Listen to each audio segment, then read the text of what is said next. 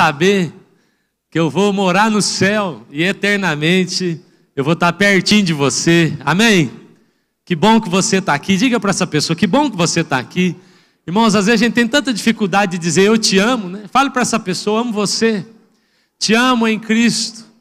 Te amo em Jesus. Aleluia. Amém. Você pode se sentar. Glória a Deus. Glória a Deus. Boa noite, meu irmão, minha irmã, graça e paz, amém? Que bom que você veio, que bom que você está aqui, que bom poder igrejar juntos. É muito bom ser igreja com você, não dá para ser igreja sozinho. Tem gente achando que dá, mas não é verdade. Nós só podemos ser igreja juntos, onde estiverem dois ou mais, ali o Senhor está. Há uma manifestação de Deus no meio do seu povo, amém? É ali Ele ordena a sua bênção, uma bênção que está sendo ordenada, organizada agora, enquanto nós nos relacionamos em Cristo Jesus, amém? E a mesa está posta, mais do que hoje cultuar o Senhor, elevar a nossa voz a Ele, nós também teremos o privilégio de estarmos à mesa. Depois dessa palavra, nós estaremos à mesa juntos. Olha que bonito que foi organizado aí, Dona Marli e sua equipe, lá no meio aqui também, uma mesa linda, posta a todos nós. Amém? Gente, nós encerramos o mês da família. A Maura já estava encerrando até o ano, né, Maura? Estamos começando um novo ano. Eu estava vendo a pastora Maura ali, eu falei, eu devo estar perdido na agenda. A Maura está acelerando o tempo. Louvado seja Deus. Mas nós encerramos aí um período tão maravilhoso que Deus nos deu, né, o mês da família. E nós nos propusemos a fazer dessa forma. Começar o mês da família com Santa Ceia e encerrar o mês da família com Santa Ceia. Fizemos isso, né, no mês passado, como diz a Maura, no ano passado, né, fizemos isso com a Santa Ceia e iniciamos o mês da família. E agora, no primeiro domingo desse mês de setembro, nós estamos também declarando, encerrando, né, esse período agora que a gente vem falando da família e começando essa nova estação também como igreja. Sabe, irmãos, nós tivemos assim um mês muito intenso, foi muito bom. Você deve ter participado, deve ter vivido isso tudo com a gente. Tivemos um tempo tão especial aqui como igreja. Nós tivemos os Oi Kids em família. Quantos pais estavam aqui com seus filhos? Deixa eu ver. Eu estava aqui com nossos filhos, junto com Suelen. Foi muito bom. Depois tivemos também o Shape, os adolescentes, os teens, estavam aqui com os seus pais, fomos ministrados, né, pela Natasha, pelos líderes aqui. Quantos estavam aqui com os seus filhos adolescentes e teens? Deixa eu ver. Glória a Deus. Tivemos um retiro de casais, né, aqueles casais que puderam, estiveram lá também. E tivemos o jejum de Daniel. Agora deixa eu perguntar, quem sofreu demais no jejum de Daniel? Deixa eu ver aqui. Tem uns irmãos que estavam assim, mordendo a orelha da esposa, de tanta vontade de comer uma carne, né? Mordendo a língua. Que vontade de comer uma carne. E foi um mês maravilhoso, irmãos. Um mês de muitos enfrentamentos. Sim ou não? Você teve enfrentamento na sua família? Tivemos um mês de muito enfrentamento. Deixa eu contar para você um testemunho pessoal. Todo mês da família acontece alguma coisa assim. E eu já sei como é na nossa igreja, eu sei como é na minha casa. Mas nós fizemos o primeiro culto do mês da família, dia 7 de agosto, domingo. Na segunda-feira, eu saí para uma viagem, fui para São Paulo. No caminho, eu estava de ônibus, no caminho eu recebo a notícia que o meu pai tinha tido um princípio de um AVC, ou de um infarto, e os meus irmãos estavam com o meu pai. Irmãos, eu falei disso aqui no domingo. Domingo eu estava dizendo, não sei se você vai se lembrar, mas na primeira mensagem aqui eu falei, gente, durante a pandemia, eu fiz uma live com algumas pessoas, e elas diziam, pastor, o que vai ser da nossa família? O que vai ser de nós? O diabo está querendo acabar com a família, com os casamentos, o número de divórcio é muito grande. Olha essa ideologia que estão tentando emplacar sobre nossas crianças. E eles me perguntaram, e aí, o que você acha? E eu disse a eles, em Mateus 16, Jesus fala que há um inferno, que há uma porta do inferno, mas a Bíblia também diz que a igreja não está acuada, que a igreja está enfrentando o inferno, e as portas do inferno não poderão prevalecer sobre a igreja. Essa foi a minha resposta. Eu contei isso aqui para vocês no dia 7/8. Dia 8/8, meu pai está num hospital. E aí, irmãos, eu estou em São Paulo, fui para São Paulo ligando, querendo saber o que está acontecendo. No dia seguinte, eu recebo a notícia de que é algo muito sério. É algo sério que ele está passando. Eu fui até lá, fiquei com ele no hospital alguns dias, e os médicos disseram, o que ele está tendo é muito sério. Para vocês terem uma noção, o nível de obstrução da veia carótida dele chegou a 91%. Os médicos disseram, ele estava morto, nós não sabemos como ele está aqui. Meu pai foi transferido para Campo Largo, e o mês da família acontecendo. Meu pai foi transferido para Campo Largo, passou lá 20 e poucos dias. Irmãos, eu tinha uma viagem, os irmãos sabem, semana passada, eu estava ministrando nos Estados Unidos. Quando eu estava para sair, os médicos disseram, a gente vai ter que fazer a cirurgia no seu pai, é urgente, e nós fomos orar. Eu e Suelen falou, ore, vamos orar, porque será que é para você ir mesmo? E nós oramos, entendemos de Deus. O Satanás está se levantando, mas como você profetizou, Jesus continua sendo vencedor sobre a minha casa. Satanás, ele faz um barulho, uma bagunça organizada, mas não é verdade que ele vem vencendo. A verdade é que Cristo continua vencendo, e vencendo também estão aqueles que com Ele estão. Amém? Você está com Jesus? Isso é Bíblia, irmãos, isso não é pastor fazendo declaração. Isso está escrito em Apocalipse. Então, oramos e sentimos paz. Eu fui para lá, ministrei lá, e eu sabia que Deus estava fazendo algo na vida do meu pai. Eu voltei na terça-feira dos Estados Unidos. Terça-feira corri para a UTI visitar meu pai. Quando eu chego, ele está numa maca, saindo para a cirurgia. Deu tempo de eu orar com ele, ungir ele, abraçar ele. O mês da família terminou dia 31. Dia 1º, o meu pai teve alta e ele está em casa. Irmãos, eu quero que você entenda aqui duas coisas. A nossa pregação precisa ser refletida naquilo que a gente vive. Você não me viu aqui choramingando. Você não me viu aqui reclamando da vida. Você não me viu aqui dizendo, eu estou servindo a Deus e olha o que está acontecendo com a minha família. Nós precisamos ter discernimento espiritual de que a nossa família vai ser alvo do ataque do inferno. Todas as famílias são. E nós precisamos estar firmados sobre a rocha para poder declarar, Ele está vencendo e Ele vai continuar vencendo na minha casa em nome de Jesus. Mas pastor, nossos filhos na escola, olha o que está acontecendo, está muito difícil. Eu quero afirmar isso sobre a sua vida. Ele está vencendo e Ele vai continuar vencendo em nome de Jesus. Amém? E o Senhor faz por nós enquanto nós o servimos, enquanto somos fiéis com o Senhor. Nós recebemos, meu pai, lá na casa dele, eu não pude estar, mas a família toda fez uma festa. E ele chegou em casa. A última foto que eu tenho do meu pai no hospital é o meu pai andando pelos corredores e orando com os outros enfermos antes dele ter alta. Louvado seja Deus. O Senhor está guardando as nossas famílias. Ele está guardando as nossas casas. Creia nisso em nome de Jesus. Amém?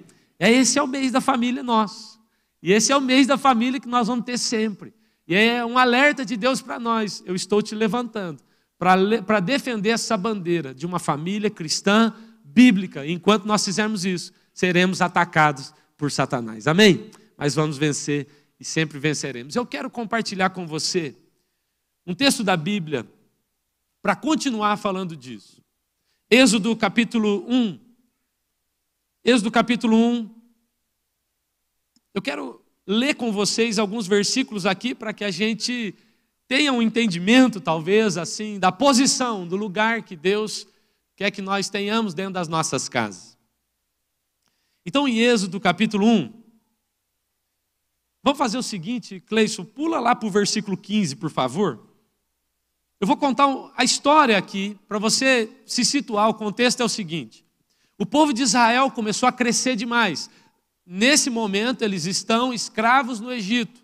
Eles estão no Egito, são escravos lá. E o povo de Deus está avançando, crescendo, como sempre acontece. Mas eles se multiplicam demais.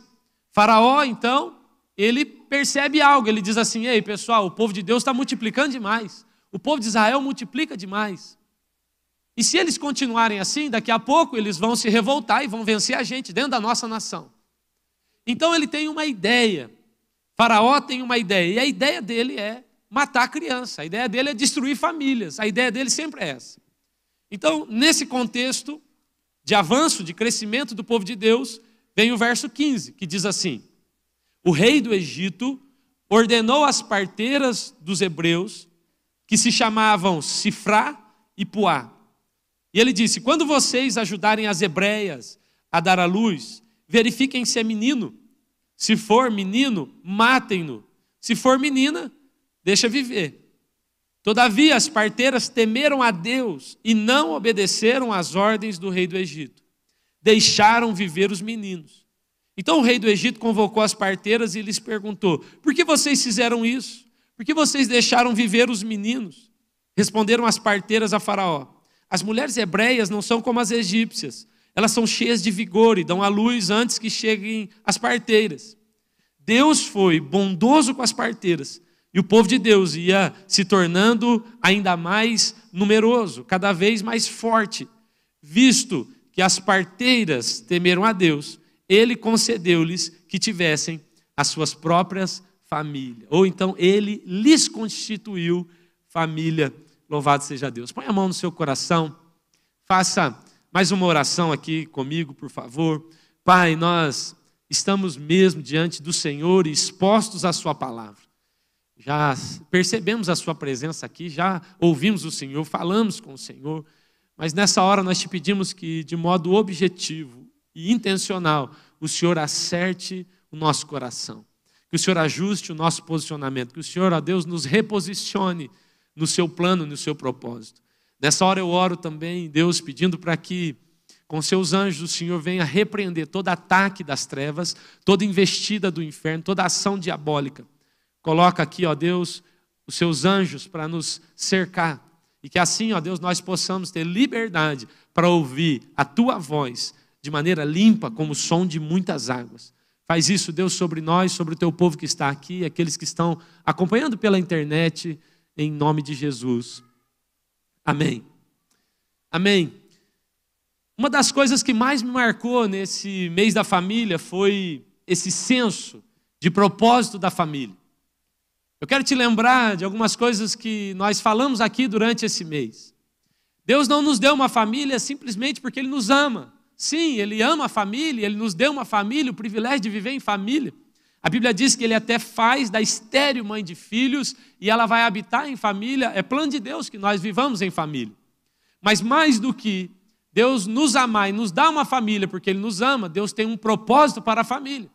Então as nossas famílias, elas não têm um fim nelas mesmas. Então eu não caso com Suelen simplesmente para eu viver um casamento lindo, um romance, e o meu casamento não tem um fim nele mesmo. Não, mas o meu casamento, ele precisa viver para o propósito para o qual ele foi criado. Então há um propósito maior em eu ser casado, há um propósito maior em eu ser filho, há um propósito maior em eu ser pai. Deus quer manifestar a sua vontade através da família, e isso é muito sério. Nós precisamos entender isso. Não é sobre sustentar uma família, não é sobre manter uma família junto, é sobre entender qual o propósito de Deus através da minha família. Um pai pode manifestar o propósito de Deus sendo pai. Uma mãe pode manifestar o propósito de Deus, aqueles que não creem sendo mãe. Um filho pode manifestar o propósito de Deus sendo filho. Um casamento pode refletir o relacionamento de Jesus com a noiva para aqueles que não creem. Então há um propósito por trás de toda a família. Diga isso para quem está do seu lado. Há um propósito na sua família. Há um propósito na posição que você ocupa dentro da sua família. Entenda, irmãos, Deus tem tanto prazer na família. Quando Deus quer fazer algo grande, Ele diz a Abraão, saia e vá. Ele não diz a Abraão, Abraão, comece uma igreja. Abraão, comece uma religião. Ele diz a Abraão, vá e tenha filhos. E através da sua família, eu abençoarei todas as famílias da terra. Ou seja, Abraão, eu estou gerando algo em você para abençoar outras famílias. A sua bênção não terá um fim em você. Você entende isso? Tudo, quando você vai ler na Bíblia sobre o plano de Deus, por exemplo, quando Ele quer ter filhos, a Bíblia fala sobre adoção. Quando fala sobre a volta de Cristo, fala sobre um casamento. Há uma grande relação e uma tipologia aqui com a família. E é importante a gente entender isso, que Deus está usando a nossa família também para manifestar a sua vontade sobre a terra. Por isso é tão importante vivermos princípios bíblicos e levar isso a sério, porque Deus leva a sério a família. Amém? Diga isso para quem está do seu lado. Deus leva a sério sua família. Leva a sério, por favor. Deus leva a sério o casamento. Leve a sério o casamento, por favor. Agora, nós falamos também aqui que não é só sobre viver junto. Nem sempre parente é família. Lembra que eu disse isso? Não, porque nós entendemos, irmãos, a partir da Bíblia, que a família é um conjunto de pessoas que tem o seu coração convertido um ao outro. Então a Bíblia diz, então haverá conversão do coração dos pais aos filhos e dos filhos aos pais, e então haverá uma grande cura sobre a terra. Então família de fato não são parentes. Até por isso que Deus fala para Abraão, sai do meio da sua parentela. Para quê? Para você descobrir o que é família de verdade. É por isso que a Bíblia vai dizer que é possível ter até amigos mais chegados que irmãos. Ou seja, família abençoada, família bíblica, é uma família onde o coração de um está convertido ao coração do outro. Tem muita gente que dorme com pessoas que não são família. Está na minha cama, chamo de esposo, mas não é um casamento de fato. É meu irmão, tem o meu sangue, mas de fato não é família, porque eu não estou nem ligando para os problemas dele. É muito importante a gente aprender isso. Família se trata de conversão do coração. Amém, gente? É um pouco mais profundo do que talvez aquilo que a gente está pensando. Agora, como a gente pode gerar famílias abençoadas? Como a gente pode gerar famílias poderosas nessa terra? Como Deus deseja? Como é a vontade do Senhor? E eu tenho uma sugestão. O tema dessa mensagem, nós temos aí um banner bonito que a Natane fez. O tema dessa mensagem é trazendo a luz. Repita comigo, trazendo a luz. E eu quero sugerir algo. A minha sugestão aqui, uma das minhas sugestões aqui nessa noite é que uma família abençoada, ela precisa de luz. Nós precisamos trazer à luz coisas na nossa casa. Então eu creio mesmo, irmãos, que as nossas famílias, elas precisam ser famílias iluminadas. Famílias cheias de revelação. Famílias cheias de luz. Eu creio que aquilo que Deus tem para fazer na nossa casa, Ele não fará no escuro. A Bíblia diz, na sua luz, nós vemos a sua luz. Então aquilo que Deus tem para fazer na nossa casa, na nossa família, aquilo que Deus tem para fazer através da nossa família, Ele fará através da luz. Então é necessário que, para termos famílias abençoadas, nós venhamos a trazer luz nas nossas casas. Como assim, pastor? Como trazer luz na minha casa? Olha só, um dia, a Bíblia fala em 2 de Samuel, capítulo 6, que um dia a arca do Senhor foi levada para a casa de Obed-edom. Obed-edom era um senhor, estava lá e de repente a arca de Deus entra na casa dele.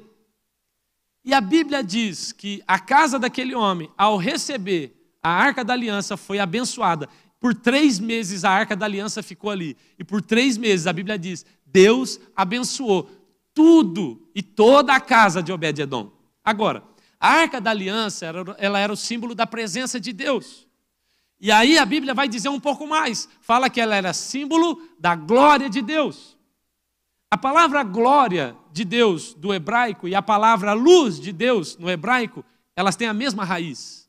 É por isso que diz que quando Moisés estava exposto à glória, o seu rosto brilhava, porque não há uma palavra certa para definir. Então, quando Moisés ficava exposto à glória, o seu rosto brilhava, porque a palavra glória e a palavra luz, ela tem a mesma raiz no hebraico. Então, o que a Bíblia está dizendo é que quando a luz entrou, através da arca da aliança, na casa de Obed-edom, essa luz abençoou toda a casa de Obed-edom. Quem está entendendo? Nós precisamos iluminar as nossas casas. Levar para dentro da nossa casa a glória de Deus. Então, iluminados pela glória de Deus, toda a nossa casa será abençoada. Outra maneira de levar luz para a nossa casa é levando Cristo e a maneira cristã de se viver. A Bíblia fala que Cristo é a luz desse mundo. Então, quando na minha casa eu falo como Jesus falaria, eu ajo como Jesus agiria, eu reajo como Jesus reagiria. Quantos acham que é muito difícil em casa, algumas vezes, reagir da maneira que Jesus reagiria? Quantos podem confessar aqui que de vez em quando tem umas reações assim que você diz, Jesus jamais faria isso que eu fiz hoje, levanta a sua mão, graças a Deus ninguém, que nós somos uma igreja de gente santa. Eu só fiz assim rapidinho, Ronaldinho, assim ó. Então, se nós quisermos levar luz para a nossa casa, uma das maneiras é levando a glória. Outra maneira é vivendo da maneira de Cristo. Porque quando você vive como Cristo, brilha, porque Ele é a luz. Outra maneira de levarmos luz para a nossa casa é levando fogo. Você quer ver uma casa iluminada, cheia de revelação? Me mostra uma casa de crente apaixonado. Onde há paixão, onde há adoração. Então ali também há iluminação. E quando há luz nessa casa, então ali nós temos uma casa abençoada. Nós também podemos levar luz para a nossa casa, levando a palavra de Deus para a nossa casa. A Bíblia vai dizer nos Salmos, lâmpada para os meus pés, é a tua palavra, e luz para o meu caminho. Não é sobre deixar uma Bíblia aberta na minha casa, e nem deixar o Cid Moreira lendo a Bíblia para mim, num rádio. Não, é sobre ler a palavra, viver a palavra, é sobre comer do rolo, é sobre aplicar ele na minha vida. Luz sobre as nossas famílias, amém? Você quer luz na sua família? Amém? Agora, irmãos, o ponto central dessa mensagem é que eu quero sugerir que, para termos famílias abençoadas, nós vamos precisar ajudar as pessoas na nossa casa a darem a luz.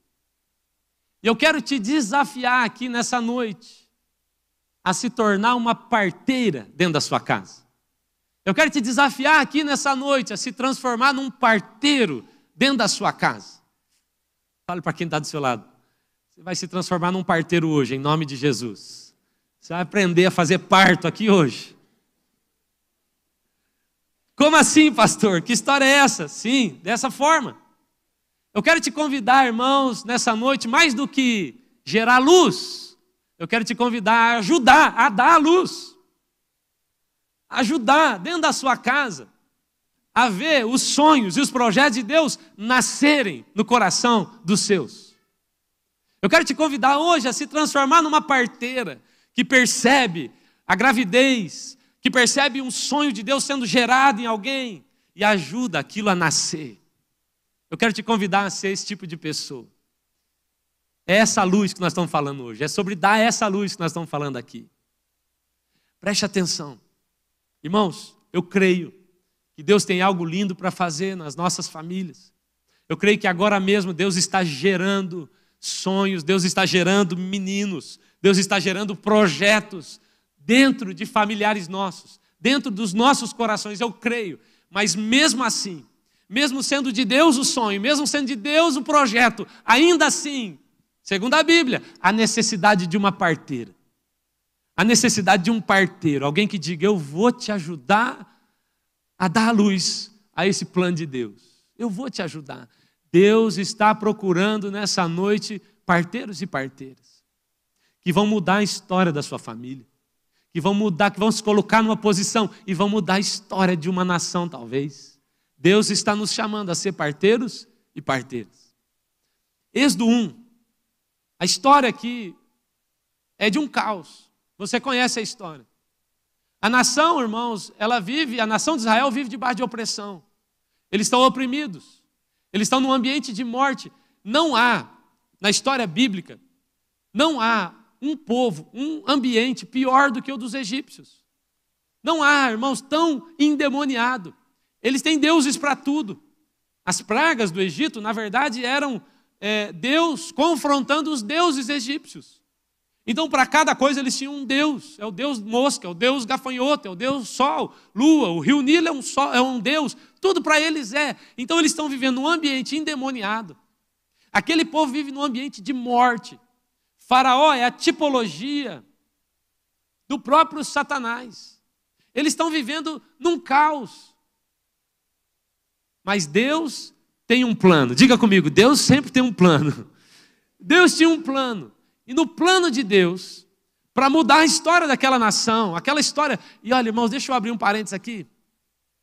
Você percebe que Faraó, que tipifica Satanás, você percebe que a grande ação dele é, vamos matar as crianças. A grande ação dele é essa. A gente tem visto Satanás, ele se move entre os jovens, ele se move entre os adolescentes, e parece que nessa geração ele tem assim, focado nas crianças.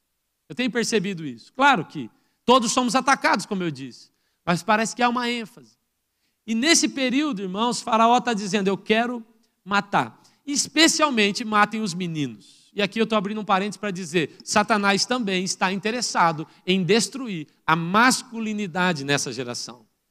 Fecha parênteses, outro dia a gente fala disso. Mas há um ambiente de destruição.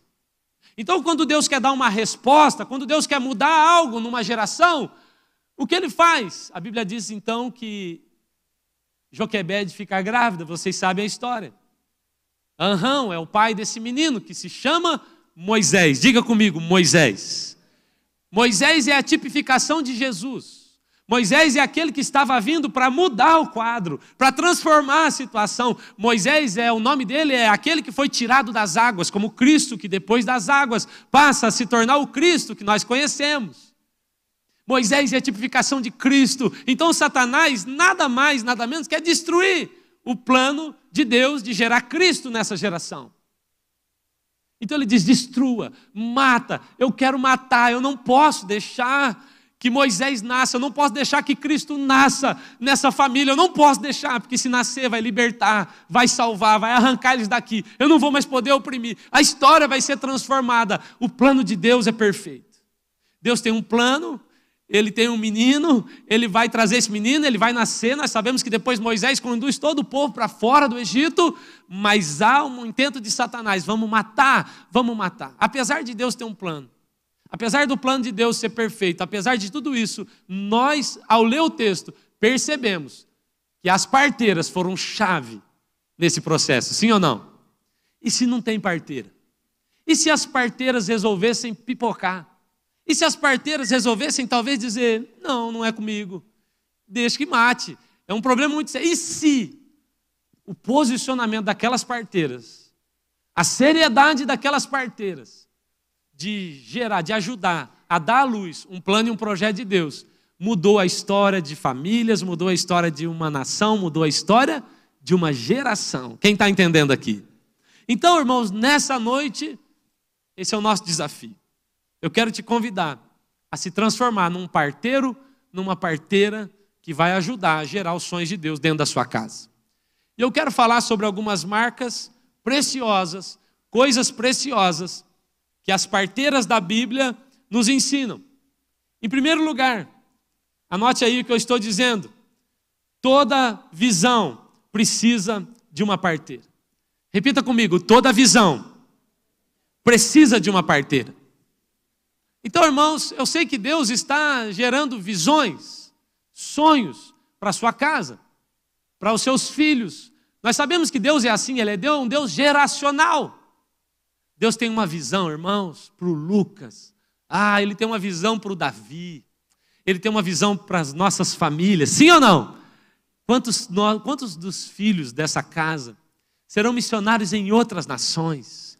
Viverão em outros lugares pregando o Evangelho? Deus tem planos, sim ou não? Deus tem projetos para o seu casamento. Deus quer levantar você, para te mostrar para as nações. Ele quer te mostrar, Ele quer que as pessoas saibam que é um casamento abençoado. Através da sua vida, Ele tem sonhos, Ele tem visão, mas toda visão precisa de uma parteira. Um dia, Deus tinha um projeto lindo para Paulo, mas ele precisava de uma parteira, que ajudasse Paulo a dar a luz ao sonho dele na vida de Paulo. Então, Deus levanta Ananias para ir até Paulo, para ser um parteiro e ajudar Paulo na sua cegueira e dizer, eu vou te ajudar a gerar Cristo através de você. Quem está entendendo? Toda visão precisa de uma parteira. Seus filhos precisam de parteiras. Eles não vão conseguir gerar sozinhos. Eles não vão conseguir, você vai precisar ajudá-los. Seus pais precisam de parteiros. Pastor, mas meu pai e minha mãe, sabe por quê? Porque estão assim, porque estão precisando de parteiros. De alguém que oriente, de alguém que diga, senta aqui, nós vamos te ajudar. Eu não sei bem como é que é esse negócio, vamos passar a faca, vou cortar esse cordão umbilical, nós vamos dar um jeito. Mas toda visão precisa de um parteiro. Deus está procurando parteiros. Guarde o que eu estou dizendo, eu já disse isso aqui, Satanás é anticristo.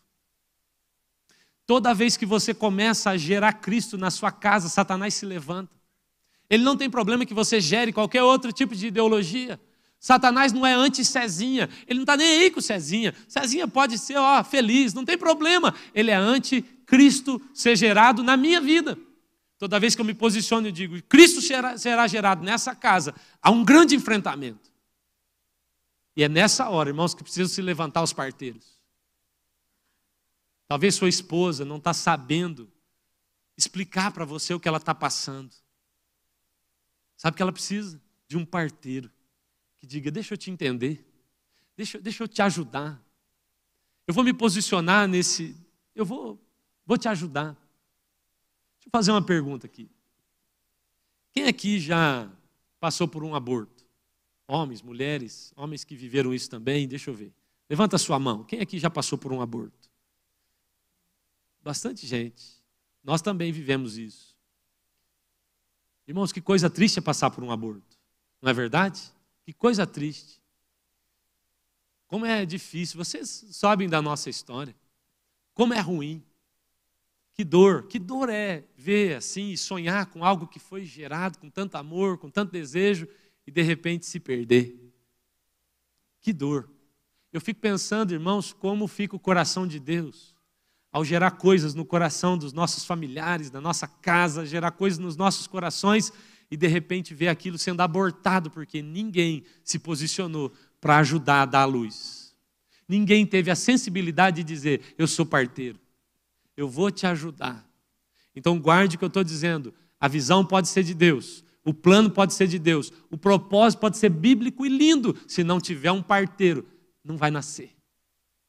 Eu sei o que eu estou dizendo. Eu já me relacionei com assim, pastores maravilhosos, que tinham um sonho, queriam ser pastores, um chamado de Deus, uma unção de Deus.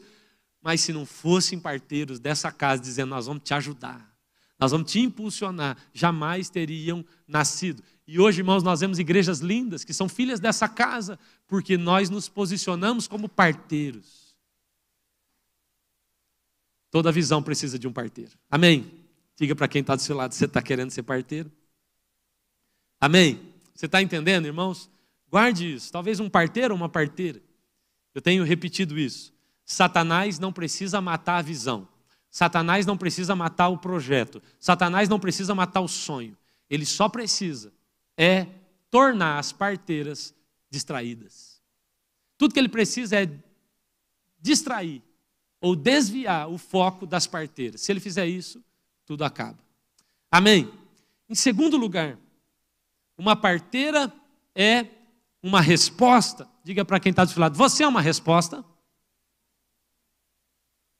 Uma parteira é uma resposta. É interessante como essas mulheres, elas se posicionam como resposta. Há uma geração, há uma nação fazendo perguntas. E aí, como vai ser? Cadê Deus? Deus não nos ouve. Deus não está interessado na gente. Há uma geração, há um povo inteiro, uma nação inteira fazendo perguntas. As parteiras se posicionam para dar uma resposta. Eu acho isso demais. Todo cristão genuíno, ele é uma resposta de Deus. Ele não é uma pergunta de Deus. Eu não tenho problema nenhum com perguntas, desde que você seja uma resposta. O problema é que nós vivemos no meio de uma geração que sabe fazer pergunta, mas que não quer ser resposta. A palavra responsabilidade, ela tem na sua raiz, no português, a palavra resposta. Responsabilidade é assumir o lugar de dar uma resposta. A nossa geração, ela fica dizendo, cadê os políticos? O que vai ser da economia? Cadê os crentes? Cadê a igreja? Aí tem crente dizendo, cadê os crentes? Aí você tem gente da igreja dizendo, cadê a igreja? É uma geração que fica se perguntando, quem poderá nos salvar? Estou esperando o Chapolin surgir. Irmãos, Cristo sempre foi resposta. Jesus então se posiciona, a mulher está na beira do poço, ela tem sede, ele fala, ei, eu sou a água da vida. E ele está diante de um povo que tem fome e ele diz, eu sou o pão da vida. Ele está diante de Marta e Maria que perderam o seu irmão e ele diz, eu sou a ressurreição e a vida. Ele está diante de um povo que não tem para onde ir e diz, eu sou o caminho, eu sou a porta. Jesus sempre se posiciona como resposta. Nós precisamos ser uma geração de resposta. As parteiras são a resposta. Isaías um dia disse, eis-me aqui, Senhor, me envia a mim, eu estou à sua disposição. Há uma geração fazendo perguntas. Irmãos, eu quero ser resposta para essa geração.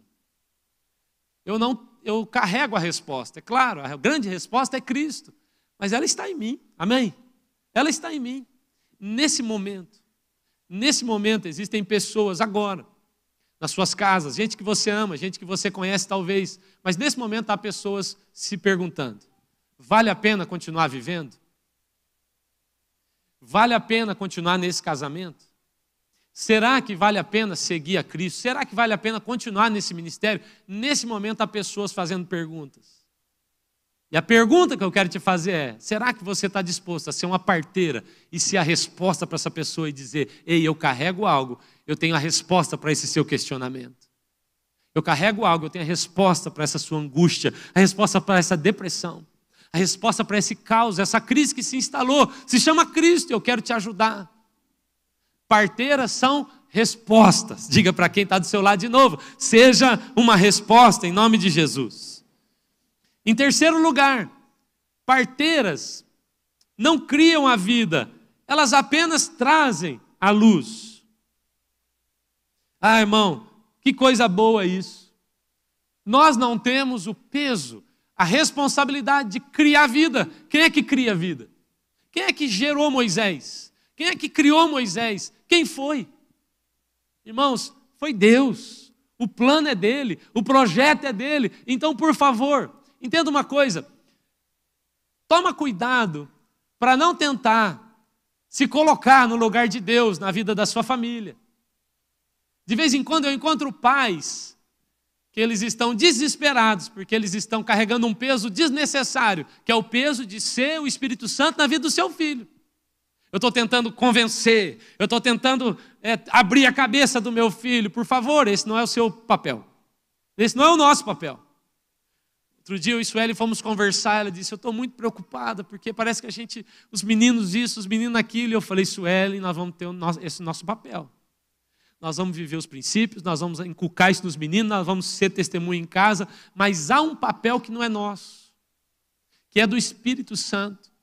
As parteiras, elas têm uma convicção: eu não estou gerando, eu estou ajudando a dar a luz a algo que Deus gerou. De vez em quando eu vejo alguns irmãos que eles estão apavorados, porque eles estão tentando se colocar num papel que não é deles. Tem crentes se colocando num papel do controle de qualidade de Deus. Eles acham que eles são responsáveis por dizer: isso é de Deus, isso não é, esse vai para o céu, esse vai para o inferno, esse é do diabo.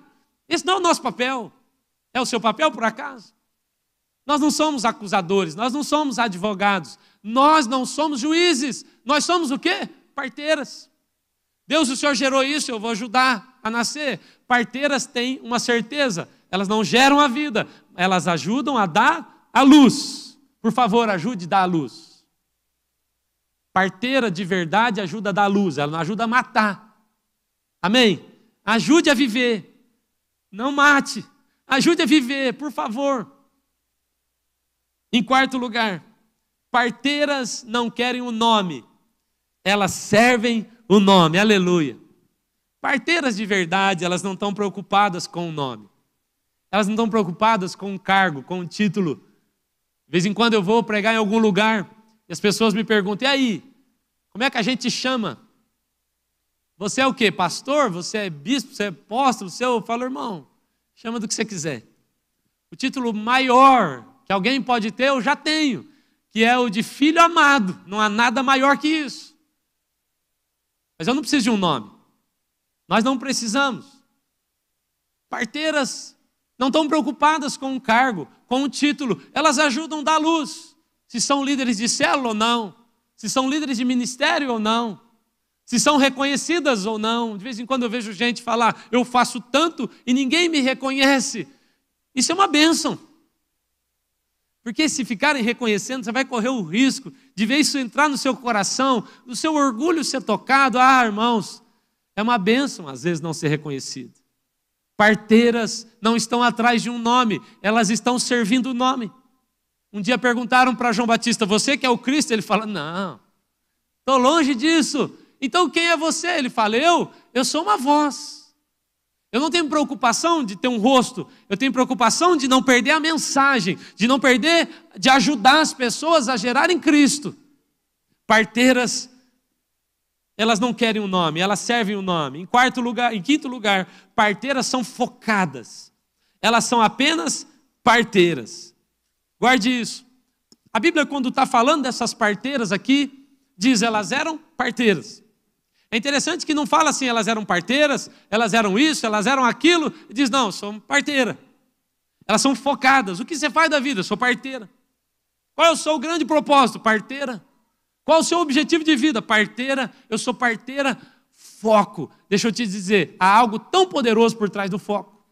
Algo tão poderoso por trás do entendimento do meu propósito. Aquelas parteiras sabiam. Quando pergunta para João Batista se é o Cristo, ele diz, não, eu sei quem eu não sou, mas eu também sei quem eu sou. Eu não sou o Cristo, mas eu sou o quê? Eu sou uma voz. Eu vim preparar o caminho. Então eu sei exatamente o que eu não devo fazer, o lugar que eu não devo ocupar, mas eu também sei exatamente para o que é que Deus me chamou. Você está entendendo? Irmãos, entenda uma coisa também. Propósito é diferente de profissão. Você entende isso? Por quê? Qual é o grande propósito de todo crente? Usando os termos que nós estamos usando aqui hoje. O grande propósito de todo cristão verdadeiro é o propósito de ser um parteiro. Vamos usar essa expressão? É o de ajudar a dar a luz. É o de gerar discípulos de Cristo. Esse é o grande propósito de todo cristão. Então fale para quem está do seu lado. Esse é o seu propósito. O propósito de Deus para a sua vida é que você seja um parteiro. É que você seja uma parteira. Agora, pastor, e a minha profissão? Você pode aplicar o seu propósito em qualquer profissão que seja legítima. Qualquer uma. Pastor, eu sou uma dona de casa. Aplique o seu propósito. No final da sua vida, a grande pergunta que Deus vai fazer é, e aí? Nisso, quantos discípulos de Cristo você gerou? Onde estão? Você ajudou a dar vida aos meus sonhos, meus projetos lá na sua escola? Lá enquanto você advogava, enquanto você era médico, enquanto você era um professor, um comerciante, um funcionário público, lá, enquanto você era uma merendeira da escola, uma diarista, lá você cumpria o seu propósito. Propósito diferente de profissão. Parteiras são focadas. Elas estão dizendo, é para isso que nós nascemos. E é isso que nós faremos. E nós vamos nos posicionar. Em sexto lugar, parteiras se recusam a ter medo. Eu acho isso maravilhoso. Irmãos, a Bíblia diz, as parteiras, porém, no verso 7, temeram a Deus, e elas não fizeram como o rei do Egito lhes dissera, e antes conservaram os meninos com vida. Olha que maravilhoso. Parteiras se recusam a ter medo. Eu não tenho medo. O medo não vai me paralisar, eu vou seguir, eu vou continuar fazendo. Irmãos, nós sabemos, no contexto aqui, que Faraó era um homem mau. E que essas mulheres facilmente morreriam, caso ele descobrisse que elas tinham mentido para ele. Mas eu aprendi uma coisa quando eu era adolescente, nunca mais me esqueci. Quem teme a Deus, teme só a Deus e a mais ninguém. Fala essa frase olhando no olho da pessoa que está do seu lado. Se você teme a Deus, você vai temer a Deus e mais ninguém. Fique tranquilo. Porque o que é que podem fazer com alguém que teme a Deus? O que é que eles podem fazer comigo? O pior para alguém que teme a Deus é se afastar de Deus. Ah, vou te matar. Poxa, você acabou de me promover. Você me mandou para a matriz. Eu estava aqui numa filial. Ah, irmãos, não há nada que Satanás possa fazer. Ele pode até tentar contra o corpo, é o que a Bíblia diz, mas ele não pode tocar as nossas almas, o nosso espírito. Então, quem teme a Deus, teme só a Ele. De vez em quando eu vejo que manifesta um demônio e há, assim, um movimento de gente que fica crente depois que o demônio manifesta. Tem vezes que o demônio prega mais que a gente. O povo fica... porque tem medo do diabo, medo do demônio. Por favor... Aquelas parteiras se posicionaram e disseram, nós não vamos ter medo. Às vezes eu vejo, irmãos, que nas nossas famílias nós temos medo. Medo de confrontar, medo, o que ele vai pensar de mim? Medo de me posicionar. Seja parteira na sua casa. Seja parteiro na sua família e se posicione. Mas o rei mandou. Mas aquele que governa nessa geração, uma ideologia, agora é assim entre os adolescentes, agora é assim entre os jovens, agora é assim mesmo, a gente não pode ir contra, é muito perigoso. Por favor, não tenha medo, se posicione. Parteiras se recusam a ter medo. Sabe qual é o grande segredo de uma vida sem medo? Além de temer a Deus, é o entendimento de quem eu sou em Deus. A melhor coisa que você faz para gerar confiança no coração do seu filho é reafirmar quem ele é, a posição que ele ocupa no seu coração. Você é um filho amado, você é uma filha amada, eu te amo, eu vou estar aqui, eu vou estar com você, eu não vou te deixar. Essa clareza de filiação, essa clareza de paternidade, de saber quem eu sou, isso me ajuda a não paralisar diante dos medos. Amém? As parteiras são corajosas. Elas temem a Deus e elas vão continuar fazendo. E em último lugar, parteiras percebem antes. Elas se relacionam com a grávida. Eu acho maravilhoso isso. Irmãos, uma parteira sempre está percebendo antes. A parteira, ela olha e sabe, está grávida. Quem aqui já ouviu isso? Agora, por último, o último bebezinho que eu estou me lembrando que nasceu foi o netinho, né? A netinha da Eliane e do Geraldo, né? A Beatriz. E a Vanessa vinha com aquele barrigão aqui pela igreja. E aí é interessante, isso é conversa de mulher, né? E especialmente assim, mulheres com mais idade, assim, ó, essa barriga apontando para baixo, isso é coisa de menina, apontando barriga redonda é menino, e ó, a lua vai virar tal dia, e aí vai nascer. O pessoal falou tanto dessa lua com a Sueli, eu falei, eu só acompanhava a lua para pescar, agora eu estou acompanhando lua para ver se meu filho vai nascer. E a lua, a barriga, e aí vai nascer, porque daí baixa, a barriga baixa, a lua vira e fala, ai meu Deus do céu, não estou entendendo é nada. Mas parteiras entendem. Parteiras olham e falam, está acontecendo alguma coisa ali. Parteiras, elas têm um discernimento espiritual. Nesse sentido das vozes, não. É um discernimento espiritual. Eu olho e eu sei, alguma coisa está sendo gerada aí, eu estou vendo. Esses tempos atrás, Deus me mostrou algo sendo gerado em Suelen. Eu contei aqui, eu acho. E Ele me mostrou, estou gerando algo nela. Eu quero que você se prepare para liberar ela. Ela vai sair, você vai mudar a sua agenda. Se prepare. Mas sabe, irmãos, agora que começou a acontecer, eu não fui pego de surpresa. Não estourou a bolsa, meu Deus, não sabia, não. Porque profeticamente eu me posicionei, eu sei. Parteiros sabem antes de acontecer. Eles se relacionam com a grávida, eu sei, está acontecendo. Às vezes não são coisas boas. Às vezes eu olho para o meu filho e falo, tem alguma coisa acontecendo na escola, alguma coisa aconteceu nessa visita, nesse parente. Eu preciso ter esse discernimento espiritual. Quantas crianças são abusadas e os pais não percebem. Não é uma culpa que você tem que carregar, mas como cristão, você precisa se posicionar. Às vezes eu não sei ler os sinais, mas espiritualmente eu vou aprender a discernir o que está acontecendo. Paulo diz assim, nós não discernimos ninguém de modo natural. Eu não quero, irmãos, entenda isso. Às vezes você tem um tio, um primo, um familiar, que hoje ainda é um bêbado, um alcoólatra, um drogado, eu não sei. E talvez você está olhando para ele e dizendo, não está acontecendo nada. Mas se você passar a discernir espiritualmente, você vai olhar e vai ver que Deus está gerando um Moisés ali dentro. É só uma questão de você perceber espiritualmente. Nós precisamos aprender a fazer essa leitura. Parteiras percebem antes. Tem alguma coisa acontecendo no meu casamento, minha esposa nunca foi assim tão fria. Tem alguma coisa acontecendo no meu casamento, meu marido nunca foi assim tão distante. Eu preciso perceber o que está acontecendo. Há algo acontecendo com meus filhos, os meus pais estão com algum problema. Eu vou orar, eu vou buscar discernimento. Não discirna de modo natural, por favor. Um crente é alguém que aprendeu a discernir de modo espiritual. Amém? Você está entendendo? Parteiras, elas estão vendo antes.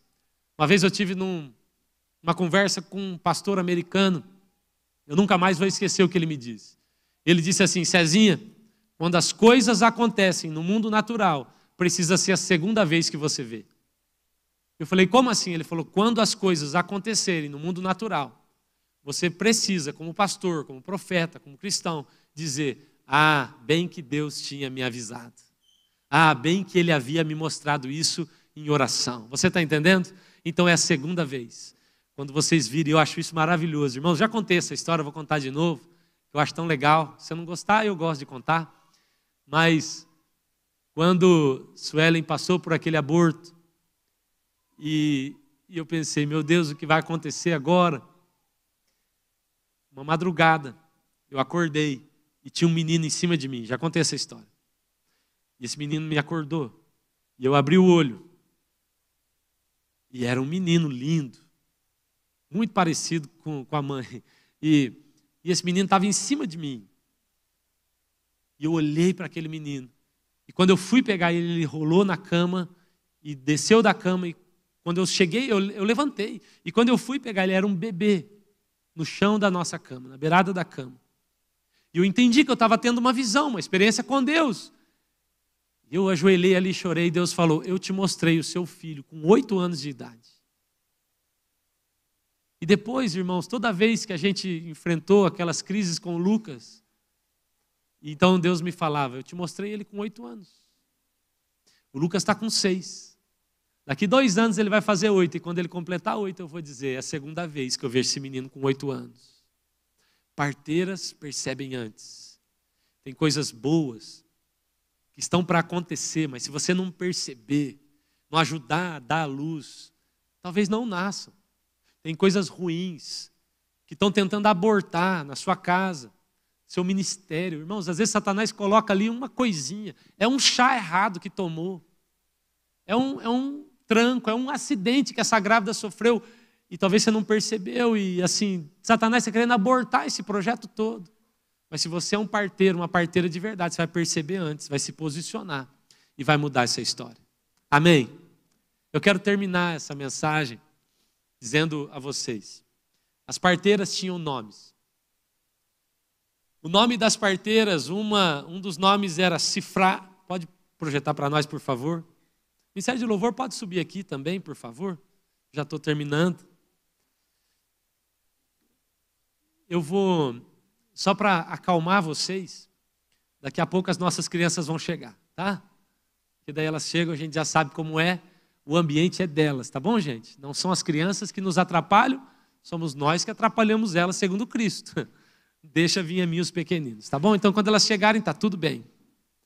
O nome de uma das parteiras era Sifrá, que significa beleza.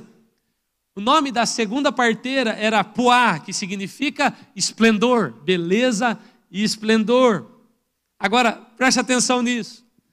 Nós estamos falando de uma nação do Egito com milhões e milhões de mulheres.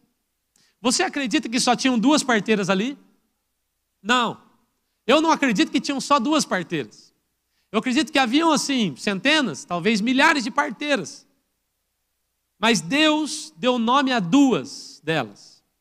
De fato, Deus não estava falando de 2 mulheres. Eu acredito que Ele estava falando do que representa, qual é o caráter do trabalho de um parteiro e de uma parteira.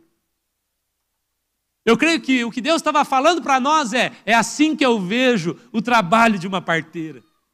Eu vejo isso de modo lindo, eu acho esplêndido, eu acho que era isso que Deus estava dizendo.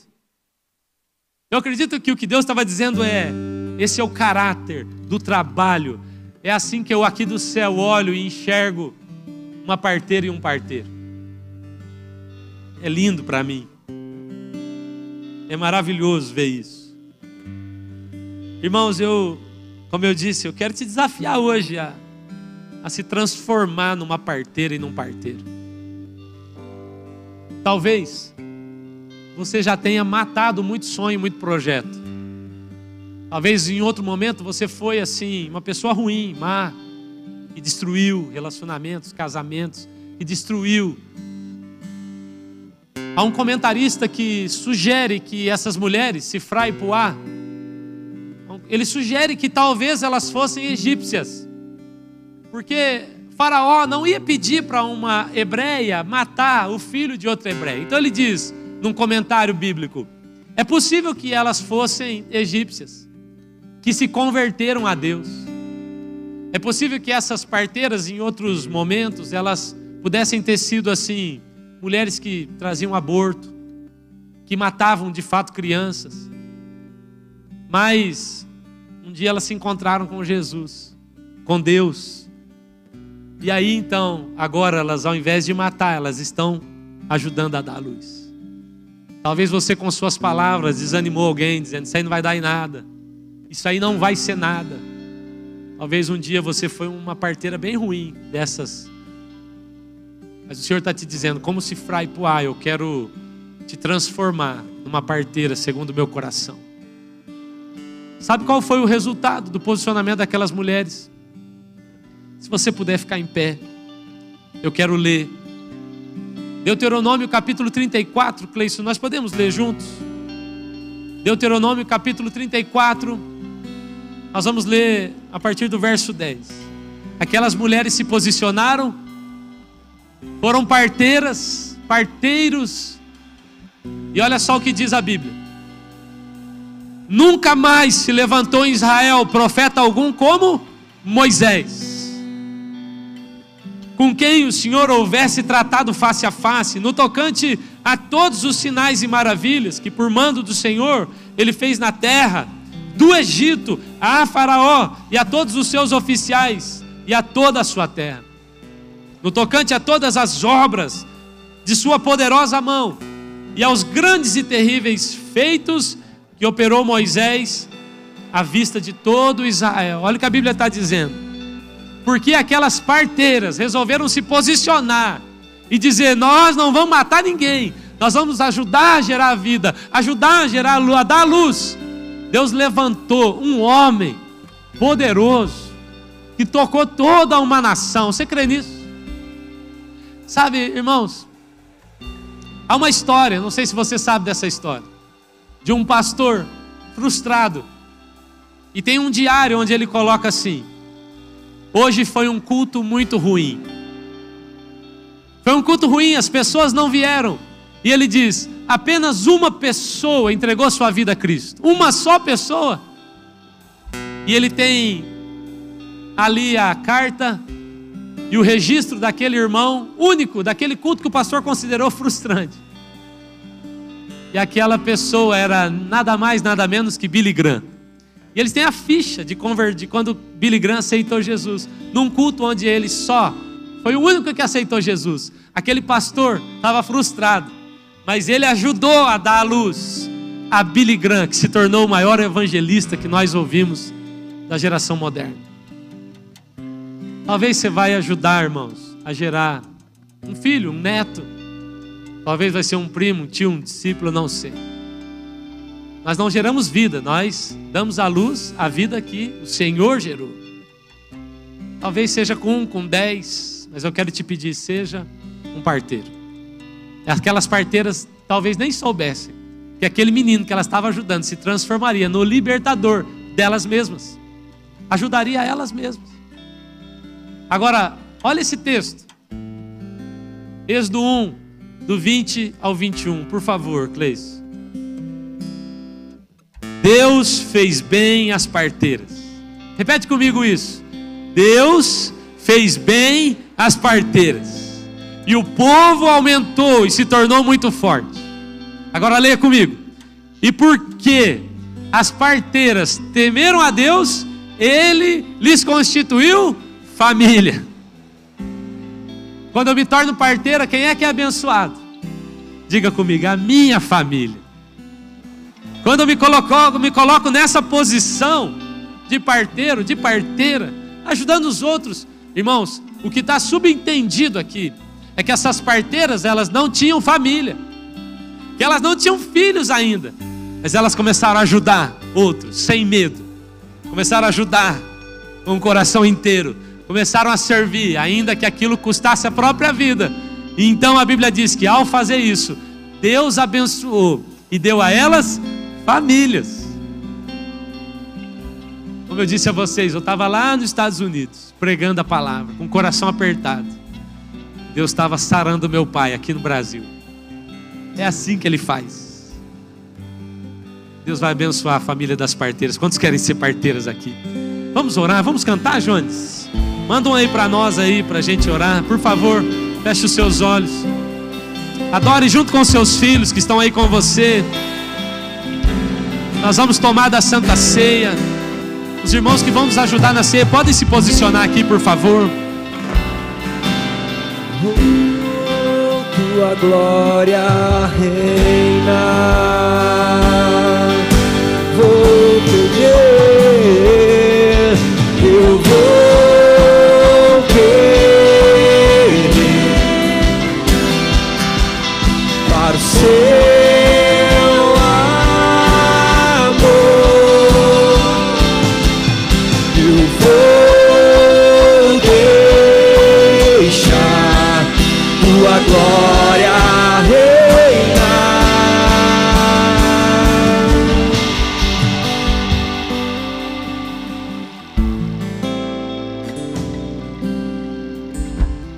Irmãos, nós vamos fazer algo aqui nessa noite. Nós vamos vir para a mesa onde Cristo nos gerou. E nós vamos vir para essa mesa com um compromisso aqui hoje. O compromisso de me tornar uma parteira. Amém? Um parteiro. Quando a Bíblia fala sobre vir para a mesa sem discernir o corpo, preste atenção. Muitas pessoas deixaram de vir para a ceia porque elas entendiam: eu preciso estar bem suficiente para vir à ceia. Não é sobre isso que a Bíblia está dizendo. Quando a Bíblia fala sobre discernir o corpo, a Bíblia está falando sobre discernir os meus irmãos. Discernir o corpo de Cristo. Dá uma olhada para o lado e diz para essa pessoa: você é corpo de Cristo. Então discernir o corpo é olhar para o meu irmão, é discernir ele, é saber o que está acontecendo com ele, no coração dele, o que Deus está gerando no coração desse irmão. Então a maneira mais indigna de vir para a mesa é vir para comer para o meu próprio bem. A única maneira digna de vir à mesa é discernindo o corpo. Parteiras discernem o corpo. Então hoje você vai vir orando a Deus: onde o Senhor quer me usar? O que é que o Senhor está gerando sobre a terra? Eu quero ser instrumento seu. Amém? Então nós vamos vir para a mesa, todos estão convidados. A mesa é de Jesus, não há restrições.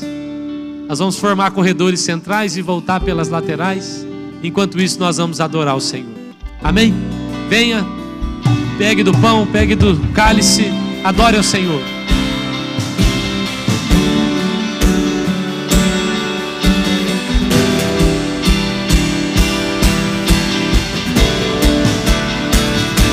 Que não há outro lugar que eu queira estar. Teu olhar eu fiz minha morada. Pra onde eu irei se só tu tens as palavras de vida eterna. Se eu me esconder no mais profundo vale, se eu subir na mais alta montanha,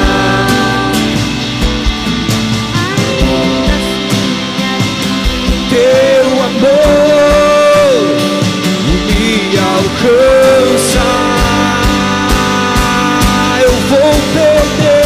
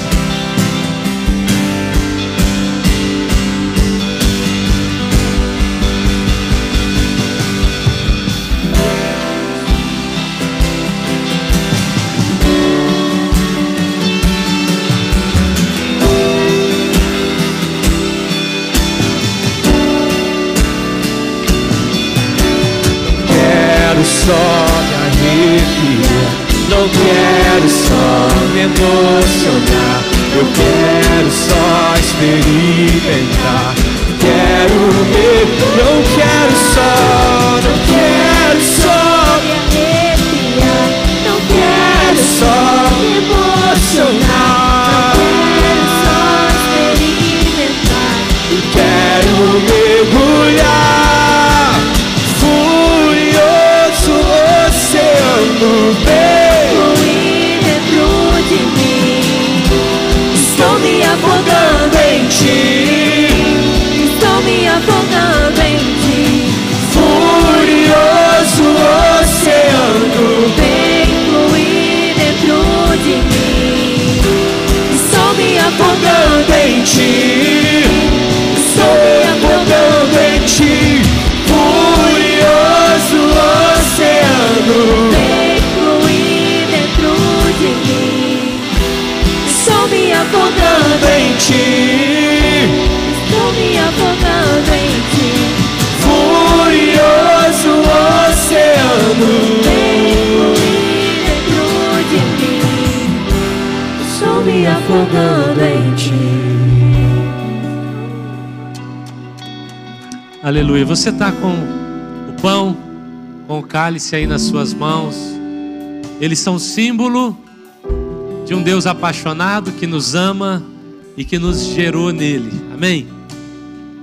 Quando Deus gerou Moisés, como um plano ainda, ele sabia, vai ser necessário uma parteira, vai ser necessário um parteiro, e eu terei com quem contar. Vai ter alguém lá, vai ter alguém lá fiel a mim para fazer isso vir à luz. A minha pergunta é: o Senhor pode contar com você hoje? Será que Ele pode contar com você hoje para ajudar a dar à luz a sonhos e planos que Ele tem para a sua família, para a sua casa? Será que Ele pode contar com você? Você está aí em família, como nós, seus filhos aí. Vou pedir que você pegue na mão de um familiar, de um amigo, ou quem tiver, ou se aproxima, não sei se vai dar para pegar na mão, né? Mas fica pertinho dele, aproxima aí. Você pega. A Bíblia diz que Jesus, na noite que foi traído, Ele tomou do